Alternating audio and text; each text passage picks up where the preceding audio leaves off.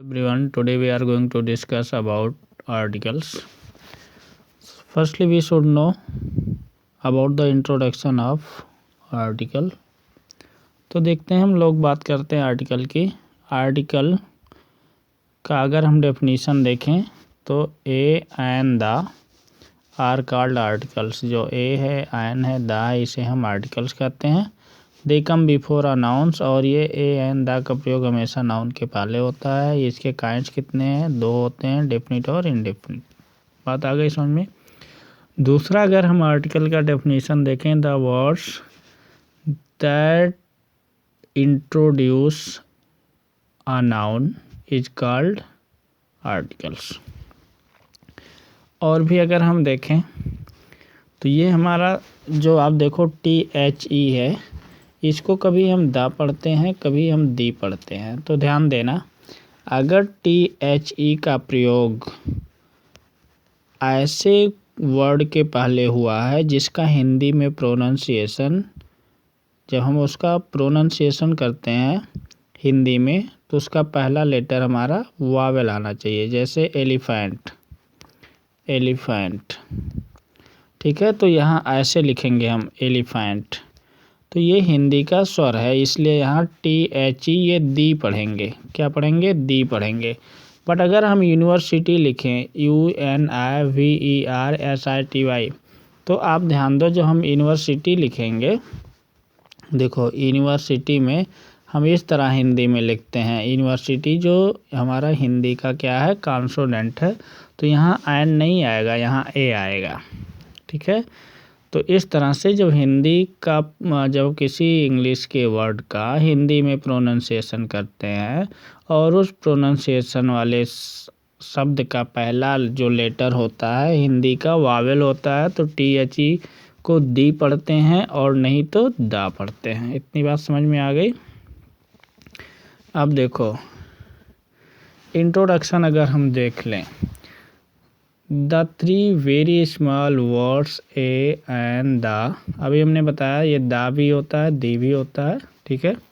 Are called articles, a and are called indefinite articles, और ये दा दी जिसे पढ़ते हैं इसे हम क्या कहते हैं? डेफिनिट आर्टिकल्स, ठीक है। देखो ये हमारा इंडेफिनिट आर्टिकल क्या है? ए है और एन है, ठीक है। ए का प्रयोग यूज्ड बिफोर कॉन्सोनेंट साउंड, ध्यान देना यहाँ पे साउंड लिखा हुआ है, ठीक है। An is used before vowel sound, ठीक है, ये हमेशा ध्यान देना। ये इसकी बात अगर हम करें, the is used before particular person, thing और पर्टिकुलराइज नाउन। किसी नाउन को जो हमें पर्टिकुलराइज करना होता है, जैसे कॉमन नाउन के पहले दा नहीं लगता, बट अगर हम दा लगाएंगे तो उसे पर्टिकुलराइज कर देंगे, ठीक है। फिर आगे हम बात करते हैं, आज हम बात करेंगे इंडेफिनिट आर्टिकल्स की। तो इंडेफिनिट में सबसे पहले आप ध्यान दो, जो प्रयोग आपके ए का है वही प्रयोग एन का है, बट अंतर दोनों में क्या है? ध्यान देना, कोई भी वर्ड ले लो, जैसे इंग्लिश का हमने वर्ड ले लिया मैन, ध्यान देना मैं क्या बता रहा हूँ आपको। इंग्लिश का वर्ड मैंने ले लिया मैन, और इसका मैं प्रोनाउंसिएशन किया, मीन्स हिंदी में उच्चारण किया, तो मैं ऐसे लिखूँगा मैन। अब देखो इस शब्द का यानी इसका प्रोनाउंसिएशन हिंदी में मैन हुआ।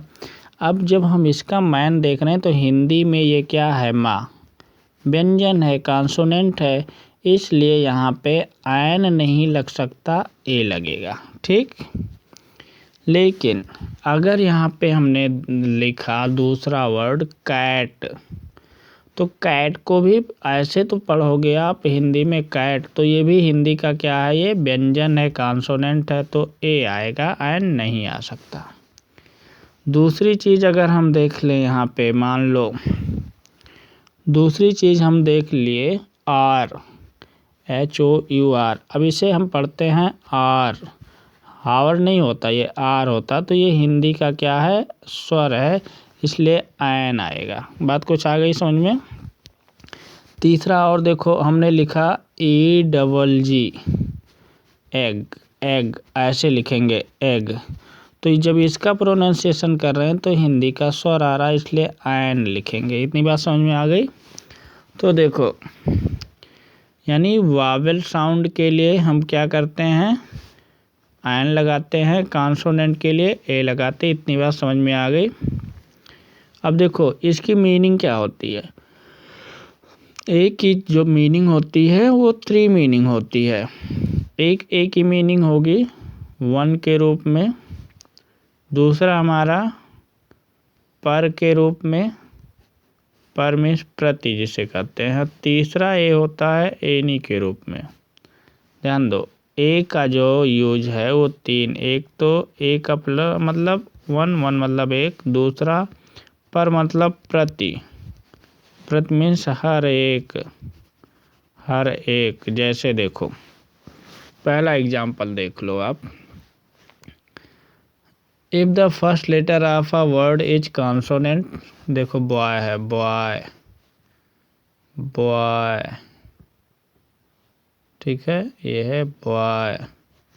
तो बॉय को क्या करेंगे हम, ए लगाएंगे, क्योंकि जब हम ऐसे बॉय लिखेंगे बॉय तो ये हिंदी का व्यंजन है इसलिए ए आएगा।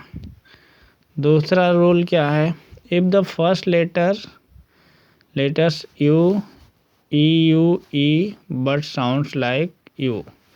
देखो अगर किसी भी, हम इंग्लिश में देखें तो हमारे जो वावेल होता है ए ई आई ओ यू, ये 5 होते हैं इंग्लिश में। बट क्या होता है, कभी कभी इनका प्रोनाउंसिएशन जब, जैसे मान लो यूनिवर्सिटी लिखा गया, यूनिवर्सिटी, तो ये वावेल तो दिख रहा है बट हिंदी का जब उच्चारण करोगे तो यह आएगा जो हिंदी में व्यंजन है। यानी हमको इस लेटर से मतलब नहीं, हमको उसके प्रोनाउंसिएशन से मतलब है। तो प्रोनाउंसिएशन करते समय हिंदी का व्यंजन आएगा तो क्या लगाएंगे हम, ए लगाएंगे। जैसे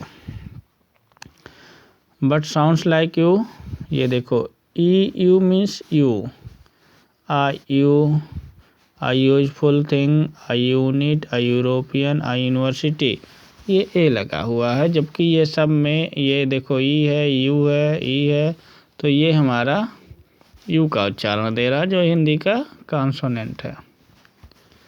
ए is used before consonant, a boy, a bag, a cat, a tree, ठीक है।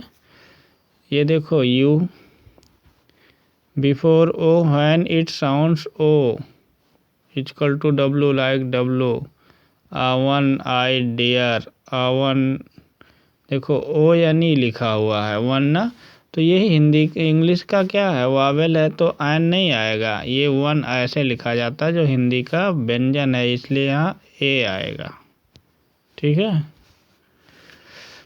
If the first letter is O but sound W, जैसे वन आइड, वन, ये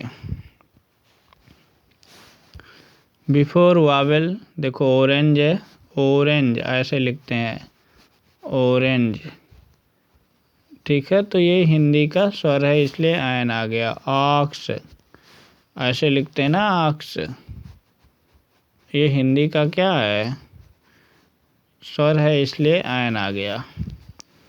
यानी प्रोनाउंसिएशन करके देख लो आपको पता चल जाएगा। जैसे एम ए है, देखो ये एम क्या है, एम कॉन्सोनेंट है फिर भी एन लगा है, क्यों, चूँकि हम ऐसे इसका प्रोनाउंसिएशन करते हैं एम ए, तो ये हिंदी का क्या है, स्वर है इसलिए एन आ गया। एफ आर सी, देखो एफ आर सी, तो एफ में देखो ए आया जो हिंदी का स्वर है इसलिए एन आया, ठीक है। आगे देखो an is used before a vowel, before consonant beginning with a vowel sound, ये देखो कॉन्सोनेंट है बट इसका प्रोनाउंसिएशन वावेल साउंड से हो रहा है। बिफोर कॉन्सोनेंट देखो ये एच है, एच के पहले एन, ये आनर है, HONOR, ये आनर पढ़ते हैं, आनर, तो ये स्वर है इसलिए एन आ गया। नेक्स्ट रूल देखो, before consonant H, honest man, जैसे एन ऑनेस्ट, एच क्या है, एच आप देखोगे तो कहोगे ये तो कॉन्सोनेंट है बट इसे एच ऐसे पढ़ते हैं, तो इसका अगर एच से देखो ऑनेस्ट पर्सन, ऑनेस्ट, ये हिंदी का स्वर है इसलिए ऑनेस्ट मैन हो गया, एन आर हो गया, एन आनर हो गया, एन ईयर हो गया, year. Next, an is used before noun to indicate a class, a student should obey his her teacher, an aunt हो गया। ठीक है। नेक्स्ट रूल देखो, a an is used to mean one like he things he is a Netaji. ठीक है, जैसे हमने बताया वन के लिए होता है सर्टेन पर्सन के लिए ए आ गया। ए एन यूज मीन सिंगल और एनी, हमने ये भी बताया ए और एन का यूज क्या है, दोनों की मीनिंग सेम होती है। A an is use before few little. ठीक है, लॉट ऑफ, जहाँ पे फ्यू आएगा वहाँ पे ए आएगा, जहाँ पे लिटिल आएगा लॉट ऑफ फ्यू हो गया। जैसे क्या है, there are a few apples on the table. A an use to make a common noun of a proper noun, Rabindranath Tagore is not born in every as.